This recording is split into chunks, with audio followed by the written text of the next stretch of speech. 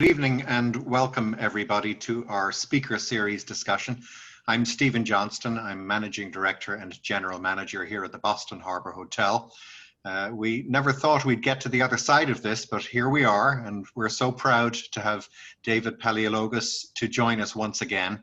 As you all know, these events would normally take place right here at the hotel, but despite the fact that we can't meet together in person here today, we're pleased to be a long-time host and partner with O'Neill and Associates for these timely and important discussions. So thanks again for joining us today, and it gives me great pleasure to welcome the CEO of O'Neill and Associates, Tom O'Neill. Tom. Thank you. Stephen, you're the best hotel manager in the city of Boston, at the loveliest and best hotel in the city of Boston, the Boston Harbor Hotel.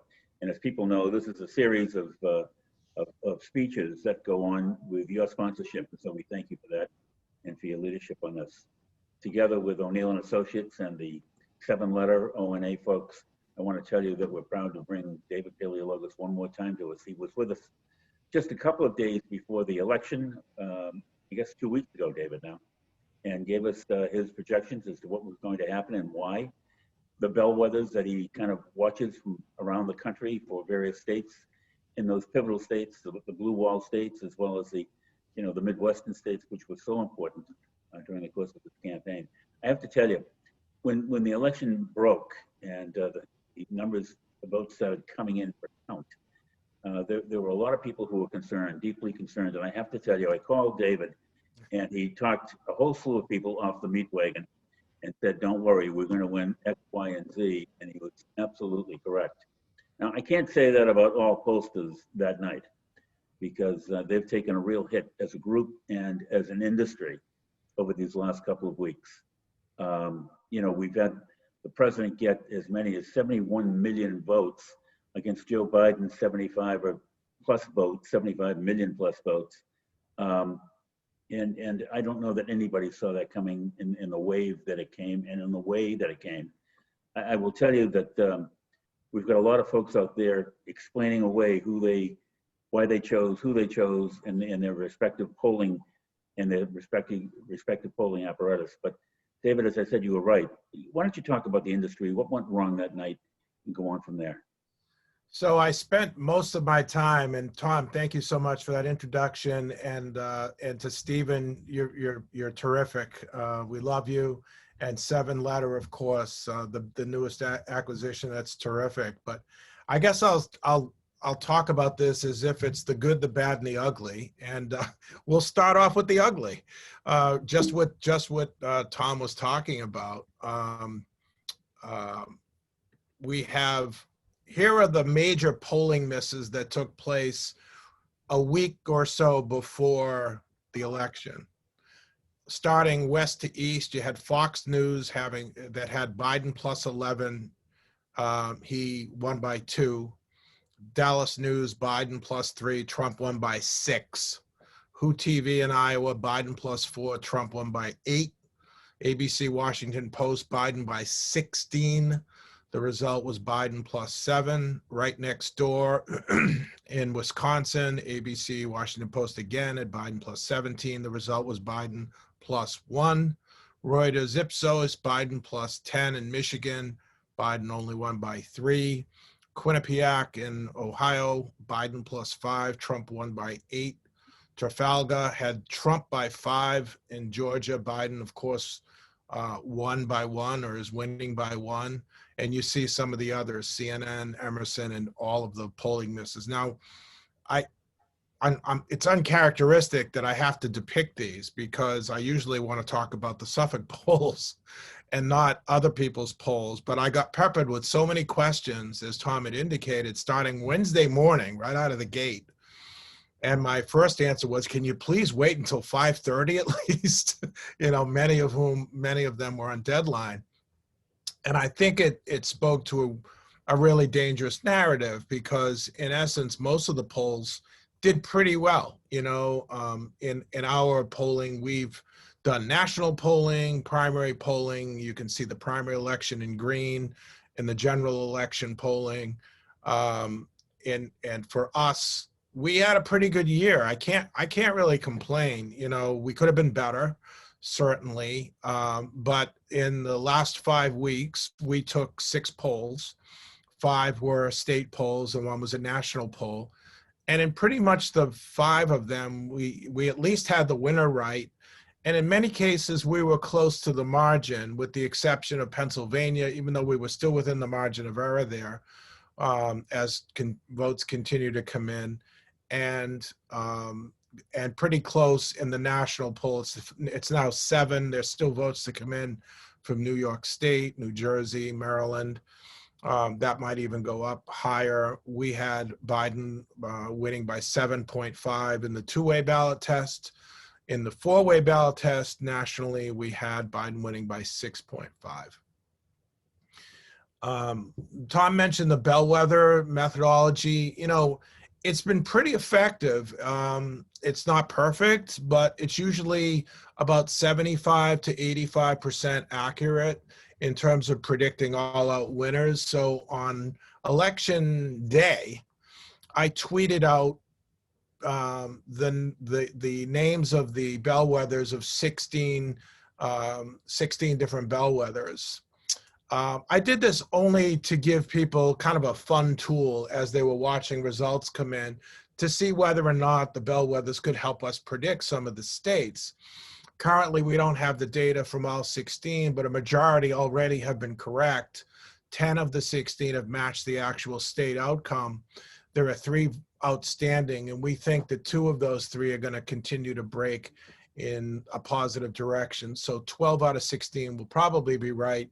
The 4 that are wrong will be eliminated from future consideration as a presidential bellwether. But I just wanted to give you a couple of examples of information we had Tuesday night.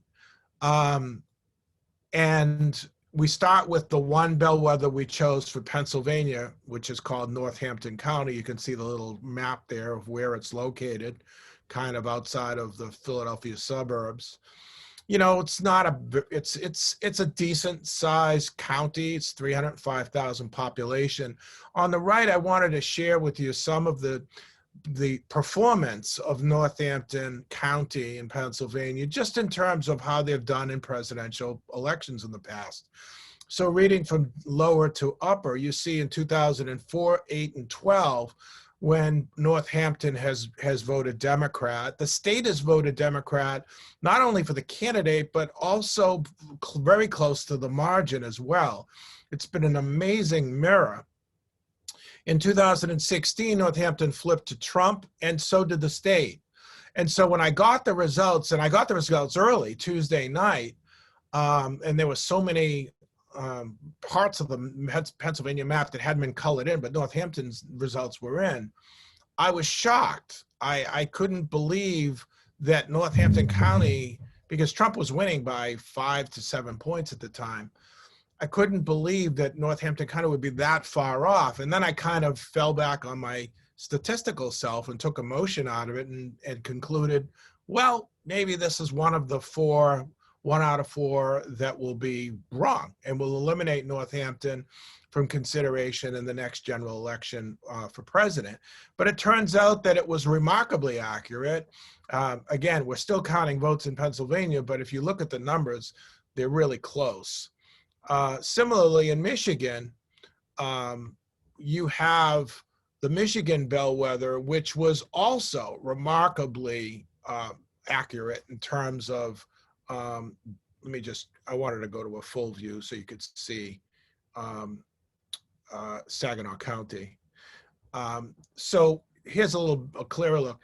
And again, it's the Flint-Saginaw Bay City area. It's 190,000 population. And again, when it flips to Republican, the state flips and vice versa. We had this data in Michigan Tuesday night, Saginaw County, and you can see how well the county did in terms of predicting the actual outcome. In Ohio, same kind of thing. Ohio hasn't always voted Democrat. This is 2 and 2 historically, 2 Democrat, 2 Republican. When it's flipped, the state is flipped. And again, was a remarkable bellwether to have for us for those people who follow me, for all of the people who received the tweet, how much information that gave us Tuesday night going forward, and how armed we were and prepared to talk to reporters and others about what was trending. And obviously my conversation was informed by this when I talked to Tom. You know, and then we talk about the nation being divided, and Stephen, and just before going on, was chatting about, how some of the properties in Boston are still boarded up because violence was expected. And when we did our national poll, it was really consistent with this. Over 69% of voters said that the country's divisions were deeper than ever before. I wrote a column about this on USA Today. I thought this was really helpful for people to read this, just to give you a little perspective on this. The poll also really didn't break differently between Republicans and Democrats. Both sides viewed the depth of division as being, very deep. There also are expectations of conflict. We asked whether or not people expected that there would be violence on election day or in the days thereafter. Now we're a week after. Things have been pretty quiet, but we have lawsuits pending that have been launched by the Trump administration, and a general uneasiness. You saw the stock market for a second day selling off, with some apprehension about what might be to come. One of the topics in my column that I had shown you was that I was talking about how CNN viewers and Fox viewers, Democrats and Republicans, saw the world so differently in the poll, not only between Trump and Biden, but in terms of COVID, in terms of the economy, in terms of many different issues. One side with one sentiment, another side with another sentiment. This is the one question where both sides saw through the same lens, the expectation of conflict and that the country is divided. 36% were very concerned about violence, 39% somewhat concerned. That's 3 and 4. And that's a horrible way to perceive not only the election, but in the days that followed. We also asked the question about whether or not people would believe that if the other candidate won, would the race be fair and square, or would it be about corruption? And you can see here the difference between the two the Democrats and Republicans in terms of how they perceive it. More Democrats, 38% were saying fair and square, and more were saying corruption if Democrats lost to Trump this time around versus Republicans, as you can see on the other side. We also tracked support for Trump, and I thought what was interesting is that Trump was always very strong when it came to the economy. But what killed him, and what nearly killed him, was coronavirus, and the issue of coronavirus really was a problem for him. He was not able to get out under that cloud. His approval always stayed in the mid-40s, 44% approval in our poll, 53% disapprove. But if you take coronavirus out of the mix, he might have had a very good shot of winning re-election because the economy was strong and because of these issues as well. The economy and jobs kind of dwarfed the other issues. We asked this question in an open-ended format to find out what respondents thought of this. But look at how these other issues kind of suffocated and surrounded and distracted voters from the economy and jobs. Coronavirus pandemic was named by 10%. The issue of character, honesty, and trust, 10%. Healthcare, 9%. There were many other issues that Trump did not score well, which didn't make this chart, which were in the mid-single digits, like immigration, race relations, Social Security. These were all education. These were all important issues that Biden was winning by big numbers, 2-1, 3-1. And so the sum total of all of these issues really drowned out Trump's only issue, which was his strength, which was the economy and jobs. We asked the question, are you better off or worse off than you were 4 years ago. This is really the question that Ronald Reagan posed to voters and was resoundingly reelected. Usually when more people say better off, it means it's a touchdown for the incumbent president. What ended up happening was there was so much polarization against Donald Trump, the person, that these numbers were not significant. It did not have that kind of historical similarity. 48% nationally said they were better off, only 33% worse off, 17% no difference. And you can see the breakdown between white, black, and white versus black, Hispanic, and men versus women. And I think the lesson here really is that these numbers really benefited Republican candidates for Congress and for Senate, but not Donald Trump. In fact, 1 in 5 respondents who said that they were better off were voting for Joe Biden. 1 in 5. So not every person that said they were better off was voting for the incumbent party, in this case, Donald Trump. And what that tells us is that people were looking beyond their personal gratification, their own personal situation, where maybe in their own house they weren't going out, they were saving money, they weren't shopping, and so on. And they felt that in their cocoon, in their little house, they were better off than they were 4 years ago, despite COVID-19. But outside of that house, there was a dark cloud called COVID-19. And that dark cloud really, you couldn't get out of the way of that cloud. You couldn't go outside, you couldn't live. And that really was the issue that Democrats hung around Trump's neck. How did we, but what I'm trying to get at, the blue wave that was calculated, that was going to come with numbers being added to the Democratic ranks in the Senate and House, and exactly the opposite happened. We've lost, we didn't lose any more seats. We picked up, I guess, 2 in the Senate, but we still have a minority. And in the House, we've lost, I think, as many as 15 House seats, and they're still counting. How did pollsters miss that, David? I don't, if you go to Real Clear Politics, take North Carolina, for example. If you go to Real Clear Politics, the Real Clear Politics average of Cal Cunningham was pretty much what he got. They didn't miss Cunningham at all. And the Tillis number may have been 3 points less. So instead of Cunningham plus 2-ish in the Real Clear average, he lost. He lost by a point. It's clearly within the margin of error. So in both cases, you always have a margin of error. Our North Carolina poll was in September, so you have to look at the last week or the last couple of weeks of polls in that race. Cunningham did not close strong. I mean, after he had his personal situation revealed, which was not a good situation, he suffered. He allegedly bounced back in the polls thereafter and clung. He hung on to a lead. But I think that in that particular case, the damage had been done, and people are having second thoughts. But the polls weren't way off in North Carolina necessarily. Let me take you to South Carolina.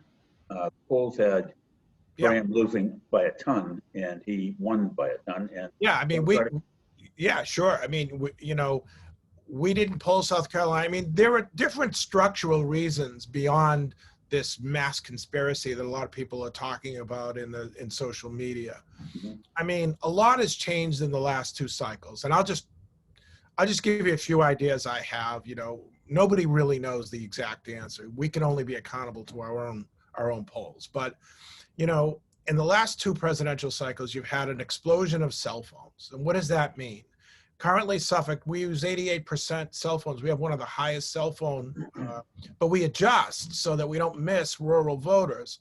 Some pollsters may not do that. And so when you're talking about South Carolina or North Carolina or Georgia, you have the possibility with the explosion and the high proportions of cell phones that you're going to miss some people now who are not, who you're not dialing as much, who have landlines, and who are rural voters and likely voters. You also have a situation where a pollster may cut up a state differently. You know, every pollster, we all divide the state up into regions the way we want to.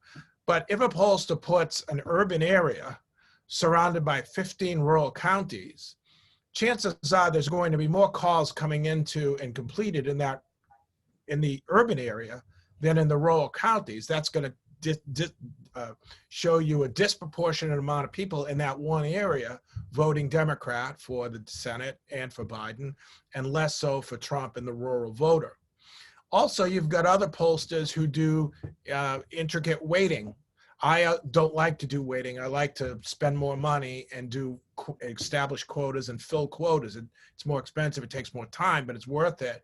But weighting is like whack-a-mole. So if you're low on African Americans, you have to weight that up. And then if you weight that up, you've got an education weighting that you have to weight up or down. And then you've got some other, then maybe males or females are out of whack.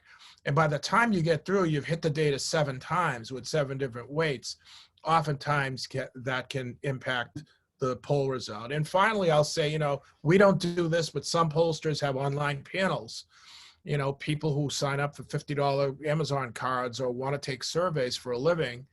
I don't believe that that's a good way to go. I don't want professional survey takers who are highly educated and probably Democratic leaning, taking surveys on online panels. I've talked about this with some of my colleagues who do online panels, or you include some online panels in the polling. All of these factors, they're all structural. They're less about Trumpism and people being secretive and so on. But if the national polls got Biden right, which they did, the national polls had Biden at 51%. He's currently at 51%. The national polls had Trump at 43 or 44%, and Trump got 47%. So they're off by, and what was the difference? The undecideds. But again, not to make excuses for others in the business, but if a pollster receives a person who responds to a poll and says, I'm undecided, they may say favorable to Donald Trump. He's doing a great job. Job performance is high. They may give him high marks on everything else. But on the ballot test, they say undecided. We can't mark that as a Trump voter. We'd like to. It's logical. But you just can't mark every undecided voter. And there were only 2 or 3%. And that's what we're talking about here, as a Trump voter. So you're always going to have some undecideds going into the election. It wasn't a lot. It didn't matter. Biden won.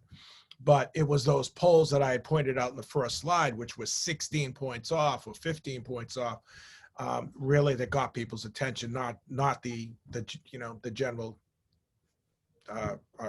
context of all of them. And so along those same lines, what we had an awful lot of polls showing an awful lot of people ahead earlier on. Even Biden was running stronger earlier on than he ran on election evening. But watching those polls enticed a lot of people who give money in large sums to campaigns and candidates. I'm talking about Bloomberg as one, putting $100 million into Florida. Now, he knows a return on his investment as well as anybody in America. He saw the polls and he cast about and it made the investment down there. And so don't you think that's going to hurt going forward? Yeah, I do. But I always, maybe I'm the blind optimist. I always try and see what are the positives here. Some got it right. Hopefully that'll shake out the industry a little bit. Maybe some people will merge or rethink or retool, recalibrate. I'm not happy with the fact that there are 430 polling organizations that Nate Silver rates every year. We rate high, which is terrific. And so does a lot of other, pollsters that, we talk about from time to time. But if I do a poll in New Hampshire at 10 o'clock and someone else comes out with a poll at 3 o'clock the same day, my poll is done. My poll is old news. I mean, we're lucky. I have media partners, but for any A-rated pollster or B+ pollster, according to Nate, who releases a poll, you immediately get overshadowed by the next poll that comes because so many people are polling. And if you get 5 or 6 in a row of low-rated pollsters on that Real Clear Politics list, of course the numbers are going to be off.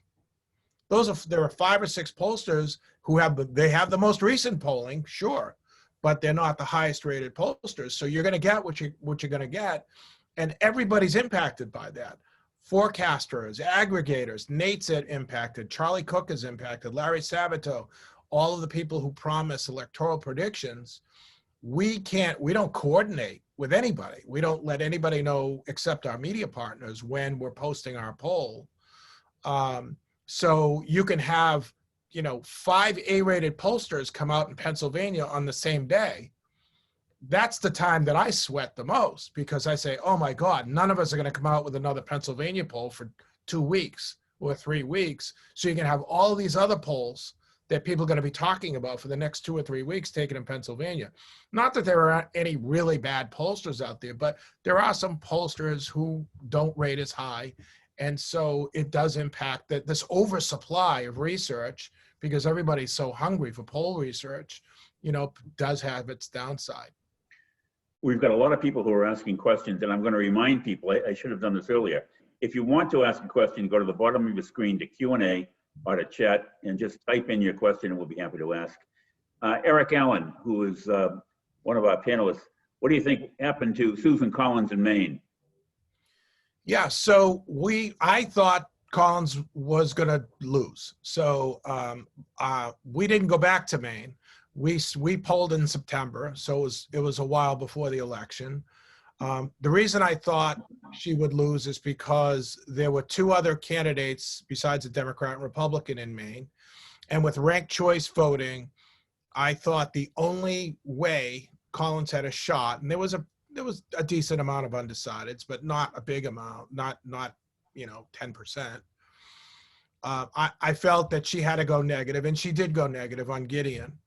She was peppering Gideon with very effective TV ads. And I think she concluded from her own polling that if she just goes forward with the typical campaign, trying to win over independents with positive messaging, she would not win, because, her cred had gone down significantly since her last vote on the Supreme Court nominee. Trump's Supreme Court nominee. So she did what probably her pollsters told her to do in September.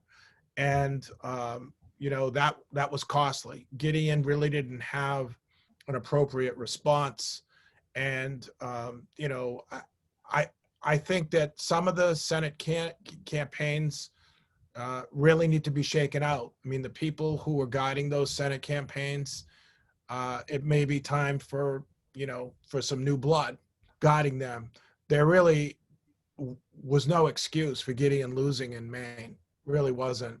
And Cunningham, after he, kind of cleared himself of his own personal discretions, he had the lead, and he should have maintained the lead, and he didn't. And now, Democrats are forced to win both seats in Georgia, which is going to be an uphill fight. The same person asking another question. Do you think that Trump's and the Republicans' digital advantage and ground game, with detailed information on each voter's door to knock on who made a difference in the Trump doing so well? By example, that took place in Dade County, which was the county that sunk Joe Biden. Yeah, a couple of thoughts about that. Number one, I think you're onto something with the digital piece of their ground game. But number two is he had energy. He had energy, and he generated some momentum at the end, the last 2 weeks after he got out of the hospital.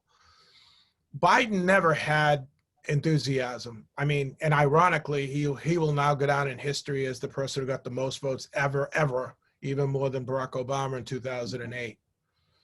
But in fact, Donald Trump got more votes than Barack Obama did in 2008 too. And the reason, even though Trump lost by 4 points and counting, the reason why he did so well was because a ground game is only as effective as the person that you're you're grounding for, the person that you're in the trenches for. And Biden didn't have that enthusiasm. He didn't have that AOC, Bernie Sanders type Democratic enthusiasm, the Hillary Clinton enthusiasm, even though Hillary had a higher negative than Biden. Biden had shoulder shrug enthusiasm. Nice guy. I'm going to vote for him. Trump is going to go. And it's hard to generate a real delta with a ground game with a candidate that doesn't have that. Whereas Trump got, every last vote that he could, most of which were cast on election day. David, what surprised you the most about election night? The Bellwethers, how accurate they were. And I shouldn't have been, because, I've published on this. I know what the track record is. I was a little put off by the questions about the polling industry on Wednesday morning, when we clearly there were 5 or so states that we didn't have in, 5 or 6 states. I was trying to get, I just thought it was premature. I thought it was irresponsible. And certainly it wasn't something that the polling industry needed after 2016. I mean, I know that if I'm doing this in 4 years, every interview for the next 4 years, once they go through the interview on the polling, is, well, now how can we trust this? Easier answer for Suffolk, easier answer for us, but for other pollsters, it's going to be hard. It's going to be hard, because just in terms of inside baseball, all of the researchers and pollsters were sent these provisos from all of the industry experts who are saying, make sure education level is you have a higher percentage of those lower educated, and don't have in your final count so many college educated respondents. We think that was the reason that pollsters missed the Trump voter. And it turns out that was a totally false narrative. It didn't matter. As a matter of fact, in the national polls in 2016, we were only off by 1 point. The national polls are going to be off by 3 or 4 points this time around. And, we quota education, but others, some had, some hadn't, some weighted it, some didn't weight it. But everybody was aware that the industry was going to be watching the polling and the demographic breakdown to make sure that had been solved. So that problem was solved, but it was a guess. It was an educated guess. It really didn't matter. And it was a demographic that everybody believed, the pollsters are adjusting for that one factor that they, quote, missed in 2016, when in fact the national polls were pretty dead on. So, I mean, sometimes, and that was a 3-year narrative that, it's not going to happen this time around, but it was totally false. David, let me ask you, I mean, the Republican Party at the national level really has no platform that they run on. Their platform is really to attack anything the progressive side of the Democratic Party talks about. They come out and they attack. And it's filtered with Trumpisms that are filled with things that I think collectively solidify people's innermost thoughts and fears, whether they're right or wrong. And we're watching post-election, where some of the Republicans in the Senate, and a lot of the Republicans in the Senate and in the House, are continuing that same message point. What happens in 2022 with the congressional races, and how long does this work for Republicans? Well, Republicans would say they do have a platform. They America first, make your product in America, cut taxes, whatever Trump says on his stump speech, they would say that's what the agenda is. Yeah. But what you're saying is what it will be now. Now it will be stop, oppose. That's going too far. As far as your question about 2022, that's going to be directly impacted by what happens in government over the next 2 years. If Democrats push to add members to the Supreme Court, that's going to be a potential negative that could hurt members of, the Democratic members of Congress in 2 years in the midterms. If they pursue different policies that are more, inclusive in terms of the demographics that need to be won over, farmers, rural voters, suburban, rural, you may have a different outcome. The problem for the Democratic Party, as I see it, isn't really the Trump people, it's within the party, because you're already seeing movements now by progressive members who are, sounding the alarm and complaining that that the reason why Democrats lost was because Democrats weren't progressive enough, that they weren't bold enough, that they weren't putting the agenda out there more. And then there were conservative Democrats that are saying that the progressive part of the campaign hurt the Democrats' ability to win the Senate and actually lost seats in the House. So why is Georgia an uphill fight for the Democrats in the upcoming election coming in January? Is one race easier for the Dems to win than the other? We'll have to poll it to know conclusively. Ossoff, those of you familiar with the campaign, when he ran for Congress, he had almost a double-digit lead and blew it in the end. Georgia is tricky because it puts so much pressure on Atlanta. That's really the place where it's won or lost. The rest of Georgia, for the most part, is red, with some small exceptions. So you know where you have to break even, or where you have to just move the dial a little bit. It's harder to move the dial in all of the counties in Georgia that are red versus trying to move the dial and make things difficult. You talk about voter suppression and other issues, which could happen in Atlanta. And so that's why it becomes problematic logistically.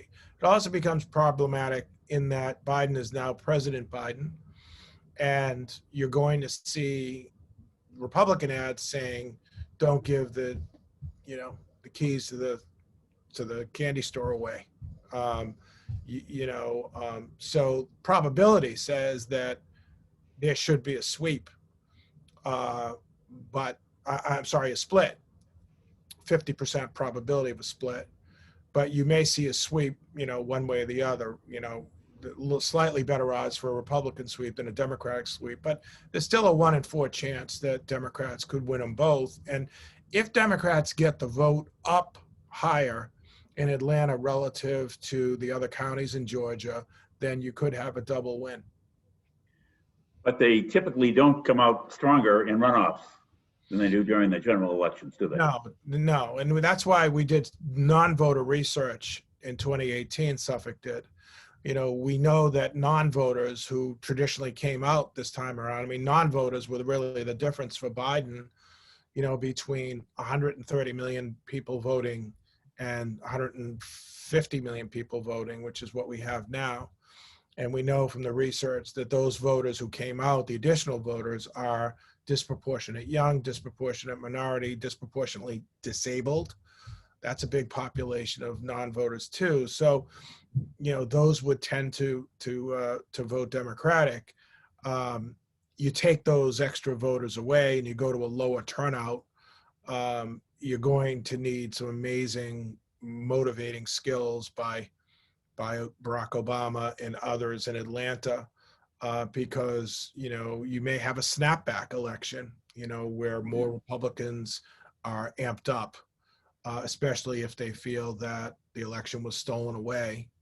And it could very well be, I know it may make some people cringe, but it could end up being 52-48, instead of 50-48. You just don't know. When we talked earlier, we talked about some of the segments within various populations kind of breaking for Trump unexpectedly. I'm talking especially about young Black men. I'm talking about white suburban women. And I'm talking about Latinos kind of bifurcated depending on where you're seeing the votes come in. You talk about each group. Yeah, sure. So with African-American men, I mean, we picked up some of this in our poll. And, you know, it's funny, in the national poll, I had to write a column I normally do, and I wanted to write about the different lenses that the Democrats and Republicans saw through, but there was I almost wrote a column about African-American men, and then I thought, I'm going to get criticized for writing this because I'm talking about a small subset. I mean, in a national poll, African-Americans total might be 120 respondents. And so African-American men maybe 60 and young African-American men maybe 30. So do I really want to risk writing a column about this little glitch that, you know, this minor spike up of Trump support among African-American men, and maybe try and connect some of the rap endorsements that had happened in the last week. And I just didn't feel comfortable doing that. The margins of error were too high. But other pollsters that I talked to had seen the same kind of thing, that, I mean, the most loyal voters are African-American women. They are lock, stock, number one. They're more loyal than anyone, any demographic there is. But African-American men, for whatever reason, there were, you know, again, and it was, you know, 90 to, you know, or 85-15 or 80 to 18 kind of thing. So it wasn't, you know, but 15 or 18% for Donald Trump in the African-American community is high.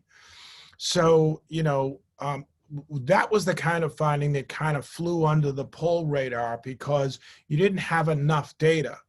I'd actually thought about doing just an all African-American national poll. We just didn't have the funding for it in that last couple of weeks, just to see whether or not there was anything, because I'd heard of bubble ups in other polls.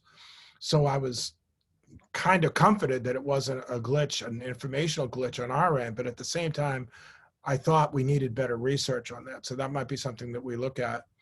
As far as Hispanic and Latino voters, I think the issue with those voters is that Trump, through his digital network, figured out that through polling that Hispanic voters would be afraid of a candidate that potentially could be closely aligned to socialism or socialist behaviors or socialist policies. And so they worked that in a very super targeted way. And I think that helped them.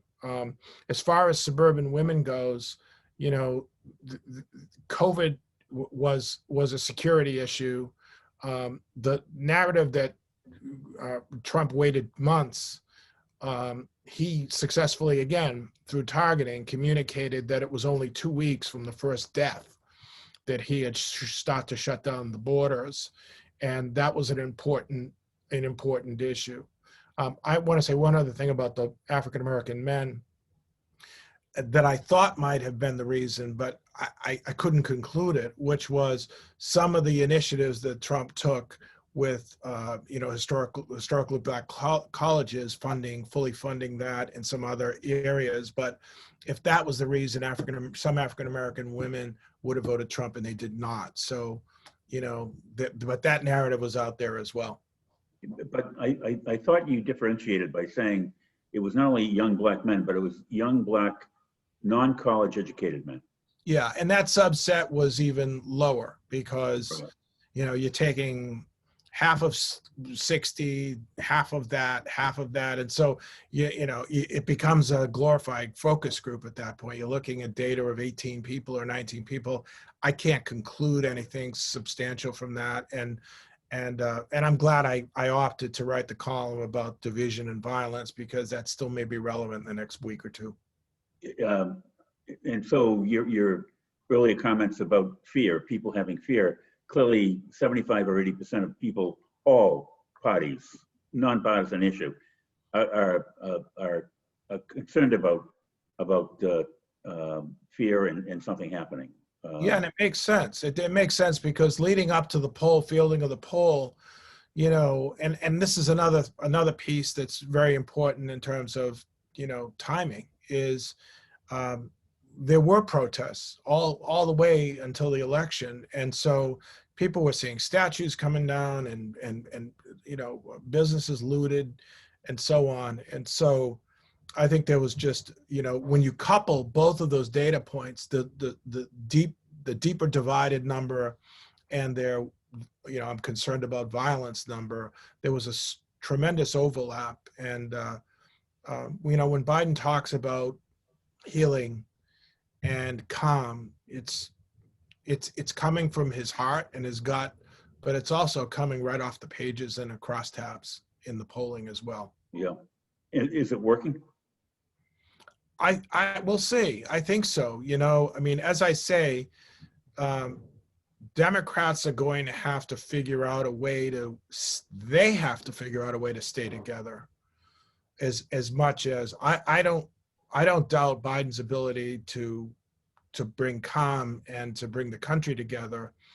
But I'm not sure what the tolerance level will be, because, I mean, if you're a Bernie Sanders supporter, you know, a diehard supporter, you know, Joe Biden was not your first choice. He may not have been your second or third choice, you know, and, you know, were it not for African Americans in South Carolina, Biden would not be in the position he's in. It just wouldn't have been. It would have been Sanders or Buttigieg or even Elizabeth Warren until the mass primary. But, you know, so, and a lot of it is timing. You know, a lot of it is timing, especially given that, you know, we may have an open seat in Massachusetts. If Elizabeth Warren were to take, you know, a cabinet post, it's very possible we're going to have an election. Now, does, you know, a Republican emerge in Massachusetts? It's probably unlikely unless Charlie Baker decides to run for U.S. Senate. But I mean, you know, these are the kinds of chess pieces that the Biden people have to think about. If they're going to make an appointment, is there a guarantee that that person, you know, if they're a senator, will, you know, the successor to that person's seat will not flip to a Republican? Yeah, my concern goes to Nancy Pelosi, who has a very thin, narrow margin of Democrats over Republicans in the House, and she's going to have, you know, she's going to be whittled away a little bit by the left of center progressives in the House, who are going to make demands on her and Joe Biden. It's going to be an interesting balancing act as we go forward. So, last question comes from Eric Allen. If you were a Democrat and a pollster advising Democrats in Georgia, what advice would you provide on messaging that could turn the Senate elections? Markey was 30% behind Kennedy in Massachusetts at the beginning. However, his messaging to young voters turned Markey into a progressive hero, and he won the election by 10 points. Yeah, I know it well. You know, we polled that race, and it was a tricky race to poll with all of the early voting. Two ideas about this, two thoughts. Number one is you've got to find a way to send Barack Obama and others to energize people in Atlanta and the Atlanta suburbs. And secondly, you've got to send Biden out into the suburbs and even the rural communities that don't get a lot of visits and don't get a lot of attention to make people feel comfortable and to make them calm and to reassure them that if they were to vote for a Democrat, that they would be voting for healthcare, which everybody wants, education, which everybody wants, character, honesty, and trust, which many people name, and a real solution to coronavirus, which has impacted rural areas in some states in a big way. And I think a two-tiered approach like that would deliver some interesting results. Especially because it's not about winning in the rural areas of Georgia. It's about cutting the margin from 80-15 down to 60-40 or 65-35, because then Atlanta carries you very far in that way. But once the votes are counted in Atlanta, where do you go, really, if you're a Democrat? So I think you really need a two-pronged approach. Let me ask you, and this really is the last question. Many folks, namely Democrats, felt that democracy was on the ballot this past election. Those same Democrats are in shock over the seats that were lost, not gained. So does your polling reflect Any fear that Trump has destroyed trust that people have in the democratic process? Yeah, I mean, there are some data points. You know, if you look at the people who say trust and character are the most important issue, just that subset, Biden was winning 4-1, 3-1, something like that. So, you know, when people are saying trust, character, and integrity, they're not saying that as Trump voters, and they're not necessarily saying that as undecided voters, although some believe that neither Biden or Trump had those qualities. So, you know, I mean, there's a lot of work to be done still. I'm particularly concerned not only about the violence piece short term, but, and Stephen and I were chatting about this before, you know, the polling also suggests that maybe over a third of people said that they would take a corona vaccine right away. Just a third. You know, there was a pharmaceutical executive when we released our national poll who said, this is bad. This poll finding is bad. And it wasn't just our poll, it was many others. Because if people aren't taking this vaccine right away, it's going to run rampant again. And, you know, now, you know, some people said I would wait a while, another, you know, 40 something percent, but there were 25% of the people said, I'm not taking any vaccine. I'm not taking it. So it's great to have, you know, operation, you know, acceleration, and you can give it, you know, you can give it warp speed and, you know, these great superlatives. And it's great that these companies are going to produce these vaccines in, you know, $1 million doses and, you know, sub-zero centigrade, you know, storage conditions. But if people aren't going to take the vaccine, that speaks to your question, Tom, which is trust and character. And then, you know, I'd be interested, we are doing another poll in December. I'd be interested to see if that number comes up now that Biden is the president-elect. Was it Trump and their lack of trust for Trump? You know, were there people who just because he was the president were saying that they wouldn't take it right away, or they wouldn't take it at all? Or, you know, is it just more that people are lack any trust of government and government agencies, that unless they have a gun to their head, they're not going to cooperate and take vaccines. And of course, there's a small population that's just generally anti-vaccine anyway. Right. I mean, there are people in my community who won't take their children to be vaccinated for other reasons. So, you know, you've got that, and that's a risk as well. So the takeaways are, if you need a pollster, get David Paleologos and DAPA from Suffolk University, because they're more accurate than the street, number one. Number two, David, for your friendship and for your accuracy in just kind of joining us and helping to kind of educate us and keep us going and understanding what's going on in this marketplace. Really very important. Stephen, I turn it back to you and I say thank you very much for your hospitality, and to the folks, all your folks over at the Boston Harbor Hotel, thanks a million. Oh, thank you for your friendship, Tom, and well done, David, and we look forward to seeing you all back at the hotel again soon. Thanks, Tom. There you go. David, thank you. Of course, thank you anytime. Bye-bye.